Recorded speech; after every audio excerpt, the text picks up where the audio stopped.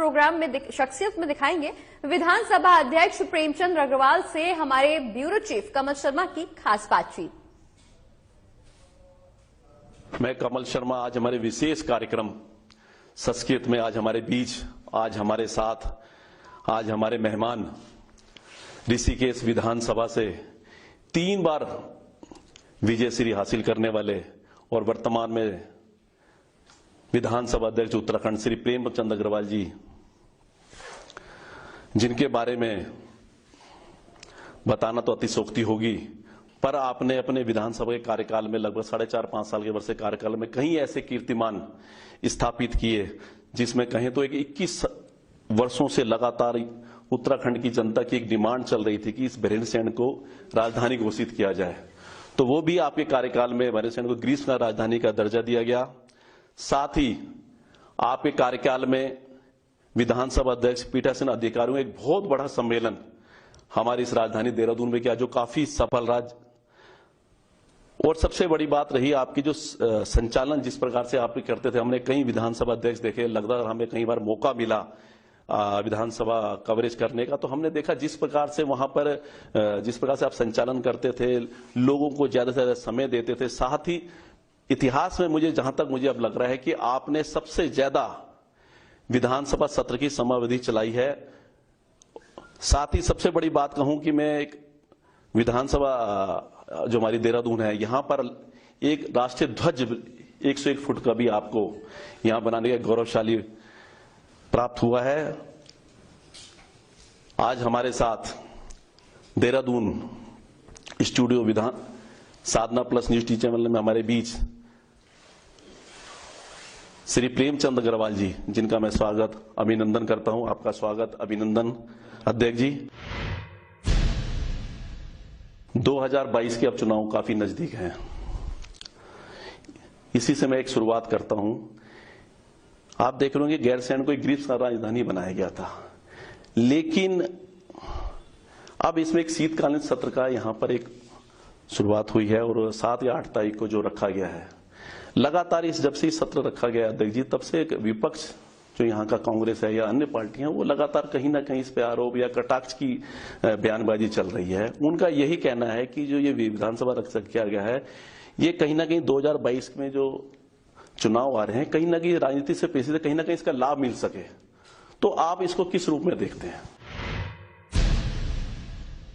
ये बात तो सच है कि मेरा गैरसैंण के बारे में बहुत मंतव्य स्पष्ट है, और चूंकि मैं एक आंदोलनकारी रहा हूं और ग्रीष्मकालीन राजधानी घोषित हुई जैसा आपने भी कहा, और उसमें आंदोलनकारी को एक सपना था कि गैरसैंण हमारी राजधानी उत्तराखंड की होनी चाहिए। और मुझे याद है कि जब मैं अध्यक्ष विधानसभा बना तो अनेकों बार आप जैसे पत्रकार एक सवाल करते कि भाई हमारी उत्तराखंड की राजधानी कहाँ होनी चाहिए, और मुझे याद है कि उस समय एक ही बात मैं कहा करता कि पहाड़ की राजधानी पहाड़ पे होनी चाहिए। और संयोग ये है कि इसी कार्यकाल के दौरान मैं अपने तत्कालीन मुख्यमंत्री जी का धन्यवाद कर रहा हूं, जिन्होंने 4 मार्च 2020 को उसको ग्रीष्मकालीन राजधानी घोषित किया। और इसी के परिप्रेक्ष्य में अनेकों बार हमने वहां सत्र भी किए। अब आप देखिए कि जो आप 7 और 8 दिसंबर वाले सत्र की आप बात कर रहे हैं कि विपक्ष इसमें विरोध कर रहा है या वो चाह रहा है कि वहां पे नहीं हो, तो मैं निश्चित रूप से अपने नेता प्रतिपक्ष और संसदीय कार्य मंत्री जी से जरूर बात करूंगा, और यदि उनकी राय बनेगी कि वे उस कार्यक्रम को या उस सत्र को वहां न किया जाए, तो मेरा कोई बहुत ज्यादा ऐसा एडमेंट में नहीं हूं कि इसको हमें वही कराना है। हम उस पर भी विचार कर सकते हैं, और उनसे विचार विमर्श करने के बाद फिर मैं सरकार को अपना मंतव्य, यानी कि इन दोनों नेताओं का मंतव्य उनको बताऊंगा, और उसके बाद जो तय होगा उसके बाद हम कार्यवाही करेंगे।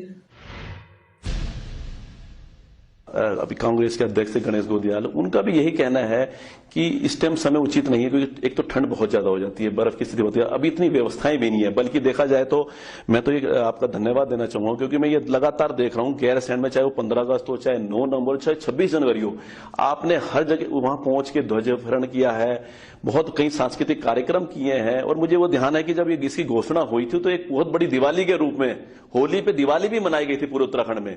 पर कहीं ना कहीं मुझे जो विपक्ष है वो लगातार इसको इसको अजीब तरीके से देखते हुए वो कहता है कि इस टाइम ये सत्र नहीं होना चाहिए क्योंकि वहां व्यवस्थाएं नहीं है। क्या अभी व्यवस्थाओं की वहां कमी है, क्या ऐसा कुछ है?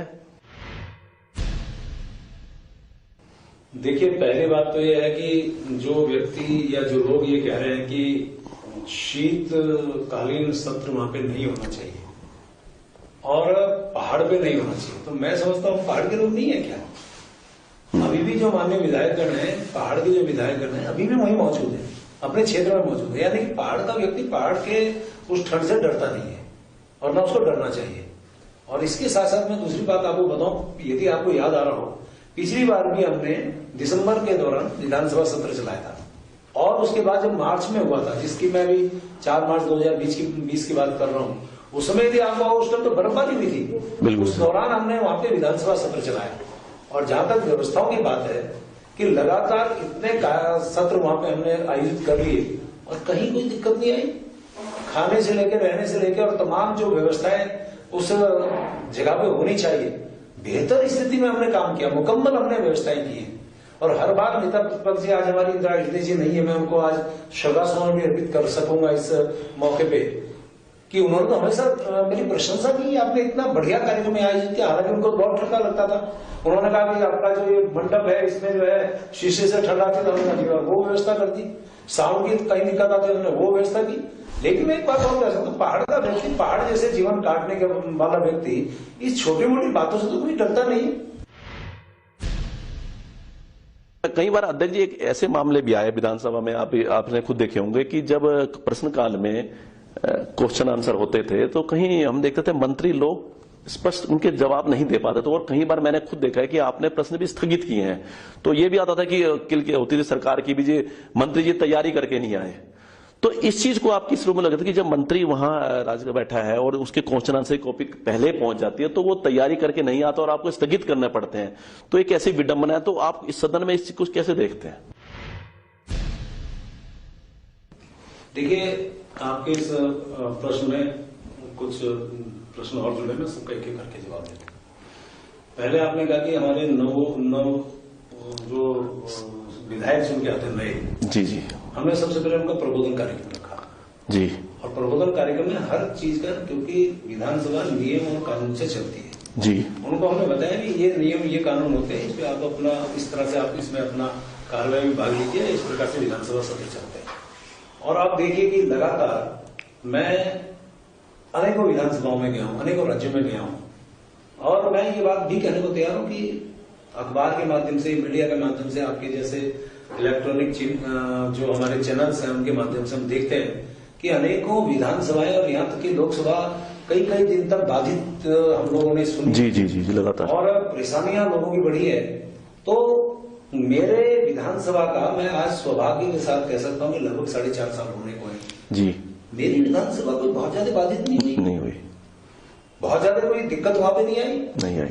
और आप देखिए कि 26 बार, ये बहुत बड़ा रिकॉर्ड मैं आज आपके सामने कह के जा रहा हूं, जो हमारे प्रश्नकाल होता है और 11 बजे से लेकर 12:20 तक चलता है और उस 1 घंटे 20 मिनट में जो निर्धारित हमारे यहाँ 20 तो जो हमारे तारंकित प्रश्न होते हैं और कुछ इस बीच में अनुसूचित प्रश्न भी आ जाते हैं। कभी वर्ग 2, कभी वर्ग 3, कभी 4। अब आप देखिए कि इन तमाम चीजों को 26 बार हमने पूरे प्रश्न उत्तरित करने का हमने काम किया है प्रश्नकाल में। जब सभी प्रश्न उत्तरित हुए। अच्छा, ये तब भी जब आप कह रहे हैं कि हमारे माननीय मंत्रीगण कुछ स्टडी करके कम आते हैं और उसके बावजूद कि एक प्रश्न के सापेक्ष आप 2 अनुपूरक प्रश्न पूछ सकते हैं और मैं एक ही प्रश्न के सापेक्ष कई प्रश्नों का मतलब जो है, जो हमारे माननीय विपक्ष हो चाहे पक्ष के विधायक हो, उनसे मैंने उनको अनुमति दी है। और उसके बाद 26 बार हम प्रश्नकाल के तमाम प्रश्नों को हम लोग उत्तरित कर रहे हैं, तो ये अपने आप में बहुत बड़ी बात है। मैं कह सकता हूं कि मेरे उत्तराखंड की विधानसभा बड़ी अच्छी चली है। जहां तक आपने कहा कि साहब ये जो मंत्रीगण हमारे जो है सही से जवाब नहीं देते हैं या प्रश्न हमने स्थगित किए, देखिए मैं उत्तराखंड का एक नागरिक हूं जी, और हम लोग जितने भी विधायकगण चुन के आए हैं उन सबकी एक ही जो भाव रहता है कि किस प्रकार से उनके क्षेत्र की समस्या का, ये हमारा लोकतंत्र का जो मंदिर विधानसभा है इसके अंदर उसका निदान हो। चूंकि एक मौका होता है कि जब आप अपने क्षेत्र की बात अपने माननीय संबंधित मंत्री से आप रखते हैं तो मंत्री उसका उस रूप में जवाब देता है। लेकिन मैंने कई बार देखा कि शायद कुछ मंत्रियों को 2-3 बातें कह सकता हूँ। एक तो ये कह सकता हूँ कि विपक्ष घेरने का प्रयास करता है। जी जी जी। प्रश्न का सही जवाब आता है तो भी वो घेरने की बात करता है। जी जी। उसको लगता है कि नहीं हमारा प्रश्न का सही जवाब नहीं आया।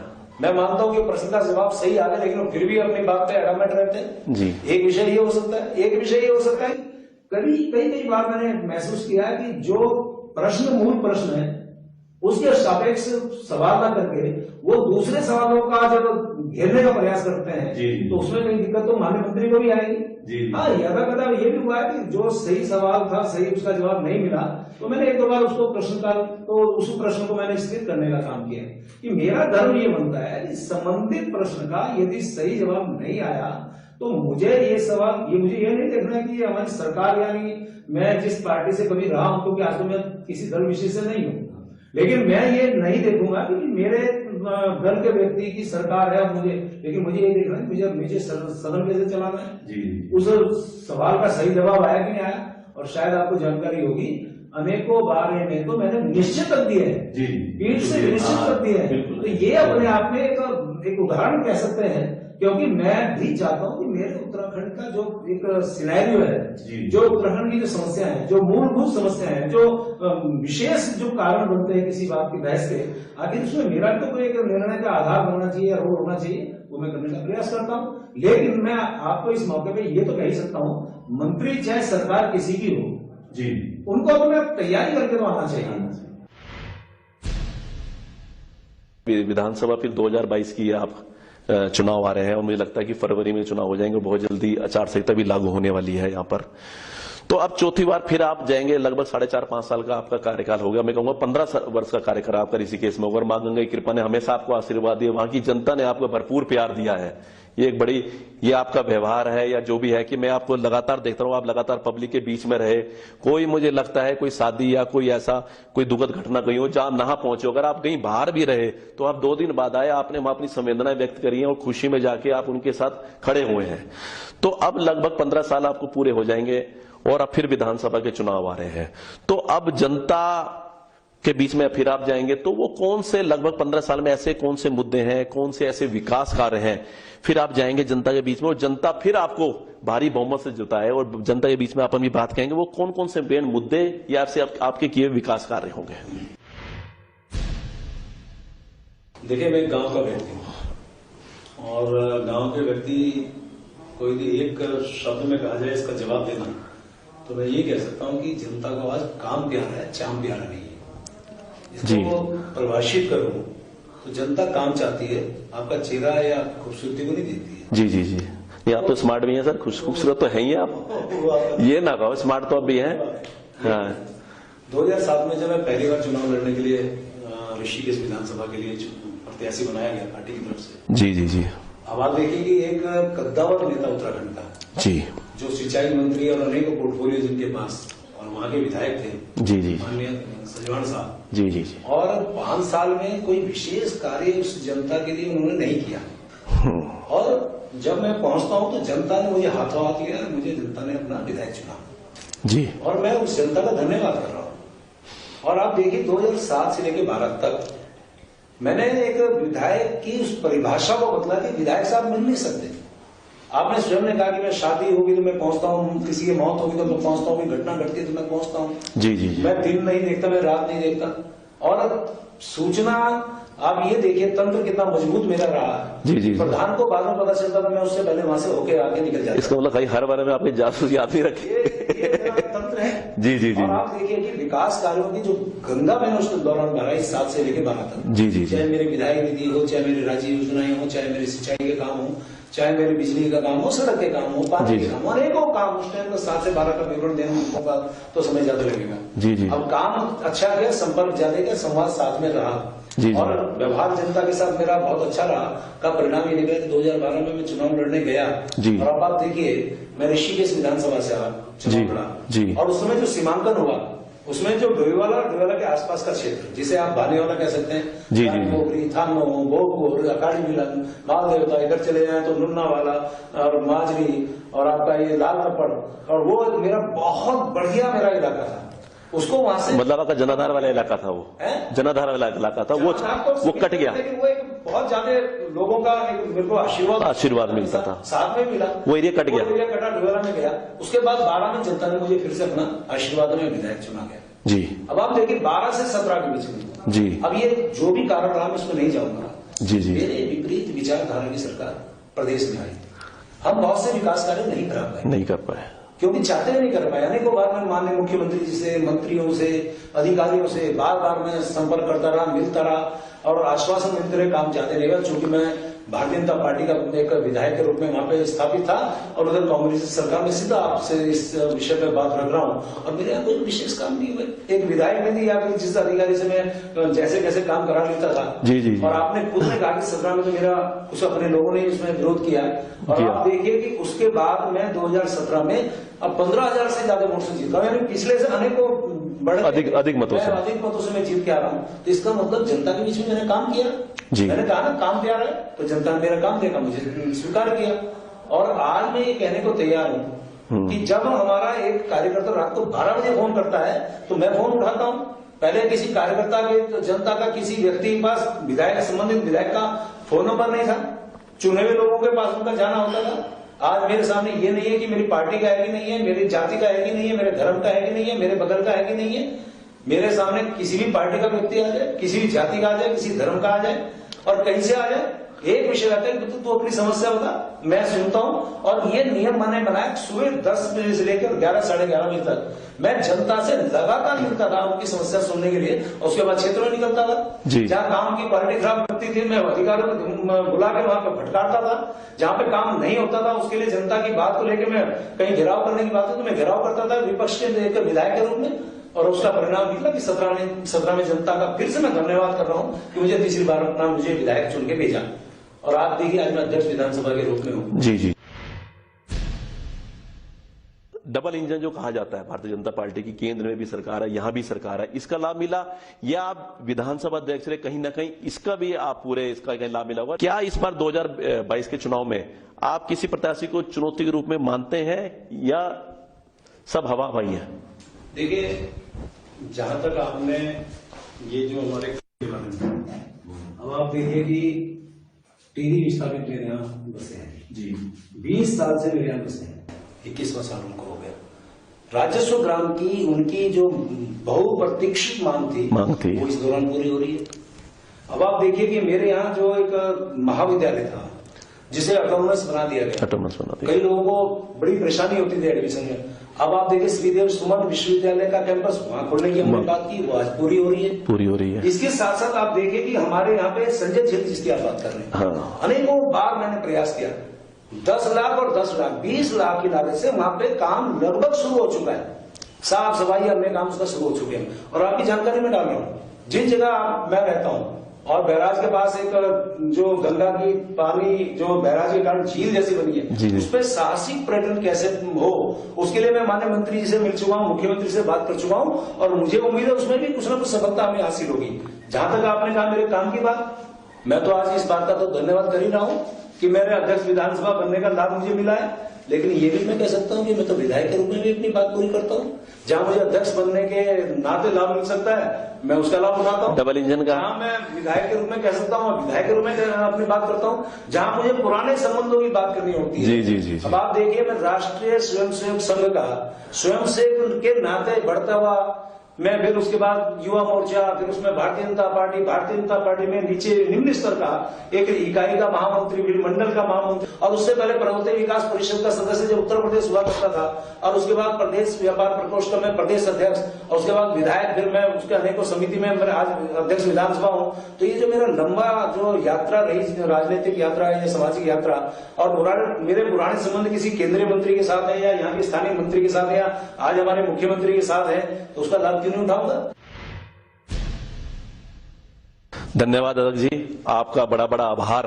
आपने अपना कीमती समय साधना प्लस टीवी चैनल को दिया है। साथ ही सबसे बड़ी बात, जिस बार आपने बेबागी से आपने बातें रखी और सबसे बड़ी जो आपने शीर्ष नेतृत्व को आपने इसके लिए आभार दिया, चाहे उसमें मुख्यमंत्री हो चाहे प्रधानमंत्री मोदी हो, अपने शीर्ष नेतृत्व को सबसे बड़ी बात आपने एक बहुत बड़ी बात कही है कि अगर मुझे जनता का आशीर्वाद मिला तो मेरी जो चौथी बार जो विधानसभा चुनाव होगा, ये सारे रिकॉर्ड तोड़ के मैं दोबारा इस विधानसभा में पहुंचूंगा और जनता की मैं सेवा करने के लिए हमेशा 24 घंटे हमेशा तत्पर रहूंगा। धन्यवाद अध्यक्ष जी। हमारे कार्यालय में पहुंचे श्री प्रेम अग्रवाल जी, विधानसभा अध्यक्ष, आपका साधना प्लस हार्दिक अभिनंदन, स्वागत करता है। आभार।